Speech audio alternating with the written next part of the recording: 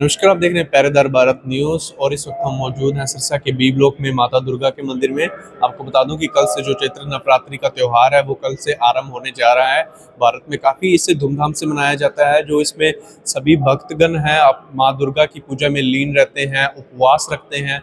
तो उपवास रखने की क्या विधि है, पाठ पूजा करने की क्या विधि है, सांस्कृतिक तरीके से इसको कैसे मनाया जाता है त्योहार को, तो हमारे साथ दुर्गा मंदिर के पंडित जी मौजूद हैं। तो उनसे बातचीत करते हैं, जानते हैं कि माता रानी को भोग क्या लगाना चाहिए और पूजा में कैसे बैठना चाहिए, और अनेक ऐसे हमारे पास सवाल हैं तो उनका आज पंडित जी से जवाब जानते हैं।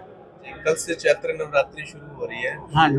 उसको क्या विधि है, किस तरह उसको लोग पूजे? देखो, माता के नवरात्रि दो होते हैं, एक वसंत नवरात्र, एक शारदीय नवरात्र। जब जब राक्षसों का उधम मचा, मतलब प्रभावी हुए, सताने लगे, नाना प्रकार के उपद्रव मचाने लगे, देवताओं को परेशान करने लगे, यज्ञ आदि ब्राह्मण भोजन आदि जप आदि कुछ नहीं करने देते थे, तब माता का ज्योतिपुंज प्रकट हुआ।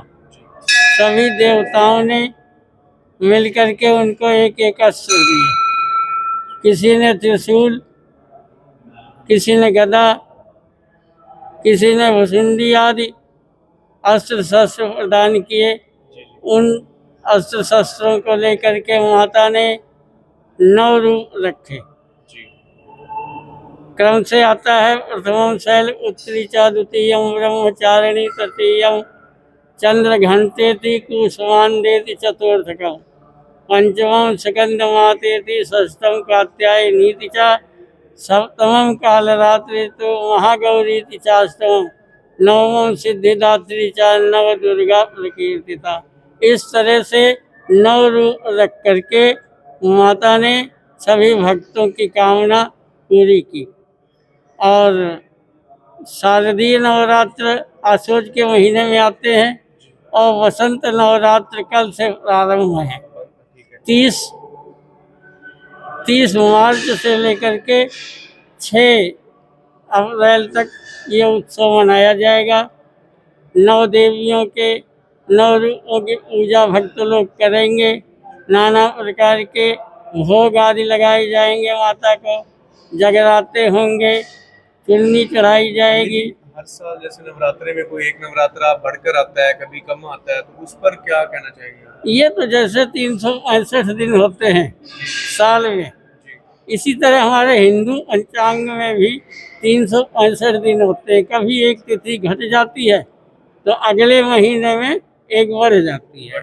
इसी तरह भी श्राद्ध पक्ष आया था, श्राद्धों में एक नवरात्रा बढ़ गया था, श्राद्ध घट गए थे। इस बार श्राद्ध बढ़ गया था, इस बार नवरात्र एक घट गया। तो दिन तो कुल 365 पूरे करने हैं कैलेंडर के, ये कारण। पंडित जी, जो नवरात्र में खेतरी बीजी जाती है जी, उसके क्या नियम है, उसकी क्या विधि है? उसकी विधि है, बढ़िया साफ मिट्टी ले आए। पीली वाली रेती वैसे लानी चाहिए, लेकिन जो सीमेंट में मिलाते हैं वो रेता लोग प्रयोग में ज्यादा करते हैं। साफ सुथरी वही मिल पाती है। तो बढ़िया कुंड में, मिट्टी का कुंड लाएं, उसमें रेत डालें और जौ और कनक दोनों मिला करके उसमें बिजाई करें, बीजें। जौ कई लोग केवल जौ बीजते हैं, तो जौ जो है हमेशा खाया नहीं जाता है, क्योंकि यह ब्रह्मा की सृष्टि से उत्पन्न हुआ। और जो गेहूं है वो विश्वामित्र जी की सृष्टि से पैदा हुआ है।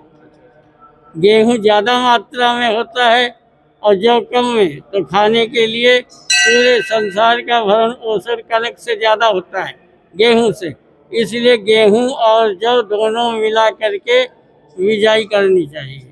पंडित जी, अगर कोई घर पे अखंड जोत चल रही है माता की नवरात्रि में जी, अगर किसी महिला को उसमें नहीं बैठना चाहिए तो तब क्या करना तो चाहिए? उनके घर वाले और दूसरे मेंबर संभालें। दूसरे मेंबर, हाँ, जेंट्स संभाल लें, लड़कियां और होती घर में, लड़का होता है, जोत में घी डलना चाहिए, जो जलती रहेगी। नवरात्रि में जो माता के आगे नारियल रखते हैं कि माता भोग लगाए इसको, जी। उसका संकेत कैसे मिलता है, कैसे पता चलता है कि माता ने भोग लगा लिया ना? देखो, मैं ये नहीं कहता हूँ, ये भक्तों की भावना का विषय है। ये नारियल अगर टूट गया तो माता ने भोग लगा लिया। अच्छा अच्छा। और ये फर्ज करो नारियल टाइट है या मतलब आहुति योग्य नहीं है और वो नहीं फूटता है, नहीं तरेर पड़ती, तो इसका मतलब ये नहीं लेना चाहिए कि माता नाराज है या माता ने भोग नहीं लिया। माता ने तो स्वीकार कर ही लिया। जो भी आप श्रद्धा से अर्पण करोगे, माता ने तो उसका भोग ले ही लेना है। अब आपकी भावना का फल देना ही देना है। पंडित जी, पूरे नवरात्रि में जो सभी भक्त हैं दुर्गा माता की पूजा में लीन रहते हैं अच्छे तरीके से, जी। तो इसकी विधि क्या है, मतलब जो सभी भक्तों के लिए उपवास रखने के क्या नियम है? उपवास कई भक्त पहला नवरात्र और आखिरी 2 नवरात्रि रख दो लेते हैं। नवरात्रि रखते हैं। ज्यादातर आज के टाइम में सभी 9 दिन के नवरात्रे व्रत रखते हैं। जी जी। एक टाइम फलाहार खा लेते हैं, प्रसाद बांटते हैं और अष्टमी को कन्या पूजन करके फिर व्रत को तोड़ लेते हैं। जी जी। कुछ भक्त लोग नवमी को पूरा करते हैं। यही विधि है। सुबह शाम माता की जोत, आरती, पूजा पाठ, दुर्गा सप्तशती का पाठ करते हैं। कोई मंत्र, बीज मंत्र होता है, नवार मंत्र, उसका जब करते हैं। किसी से सारा दिन का उपवास ना रखा जाए पर उसका मन हो कि मैंने माता रानी के लिए उपवास रखना है, तो उसके लिए क्या करना चाहिए? एक टाइम फलाहार करके रख सकते हैं व्रत, और बिना अन्न खाए अगर जी। गति ना हो, हाँ। बिना अन्न के ना रह सकता हो, तो एक टाइम भोजन कर ले, सुबह शाम चाय दूध ले ले, तो इसको भी नक्त व्रत कहते हैं। अच्छा अच्छा, ठीक है। पंडित जी, जैसे नवरात्रे पहले के दौर में लोग पाठ पूजा करते थे, पूरी विधि के साथ करते थे। आजकल ज्यादातर लोग वैसा नहीं करते हैं, घर में माता की जोत जगाते हैं, उपवास रखते हैं, तो इसमें क्या अंतर देखने को मिला है आपको? कोई अंतर नहीं, भक्त की भावना का फल मिलता है। जी। लोगों से नवरात्रि के उपलक्ष्य में क्या कहना चाहेंगे सभी लोगों से? कहेंगे माता की पूजा करें, अर्चना करें। माता का प्रिय भोग क्या है, उनको क्या भोग लगाना चाहिए माता को? वैसे तो 9 दिन के 9 भोग लगाने की प्रथा है, प्रथा अलग अलग होती है। विधि है शास्त्रों में। जी जी। लेकिन सबसे अच्छा भोग पक्की मिठाई, जैसे पेड़ा, बर्फी, नारियल। किस समय, सुबह के समय लगानी चाहिए या शाम के समय? पूजा समय जब पूजा करें तब लगाएं, जी। शाम को आरती के बाद भी लगाएं, सुबह शाम 2 बार तो लगाना चाहिए। 2 आरती करनी चाहिए एक दिन। हाँ जी। जी, कंजकों का क्या विधि है, उनको किस प्रकार बिठाएं और कितनी कंजक होनी चाहिए, उसमें उनमें उनको क्या भोग लगाया जाएगा? कंजकों को हलवा, छोले, पूरी पूरी। और नारियल की चिटकी, और पहले बच्चों के मतलब कन्याओं के चरण पखारें, मौली बांधे, उनके तिलक लगाएं, तिलक लगाएं। रोली का तिलक लगाएं, चावल लगाएं, चावल जरूर लगाएं। जी जी। फिर उनको अर्पण करें, उपहार स्वरूप उनको चुन्नी।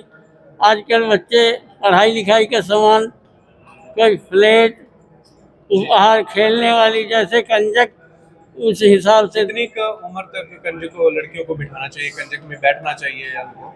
9 साल। 9 साल से पहले की लड़कियों को कंजक में बैठना चाहिए। हाँ। तो हमने बातचीत की दुर्गा मंदिर के मुख्य सेवक पंडित जी से, तो उन्होंने हमें काफ़ी कुछ अच्छे तरीके से बताया, पूरी सांस्कृतिक तरीके से विधि बताई कि ये क्यों मनाए जाते हैं और किस प्रकार मनाए जाते हैं, उपवास रखने का क्या तरीका है, और जो कंजक हैं वो कितनी उम्र तक है जो कंजक में बैठ सकती हैं। तो उन्होंने सभी अच्छी अच्छी बातें हमें बताएं। तो इस प्रकार की खबरों को देखने के लिए पहरेदार भारत न्यूज़ को सब्सक्राइब करें और फॉलो ज़रूर करें और हमारे साथ बने रहें। धन्यवाद।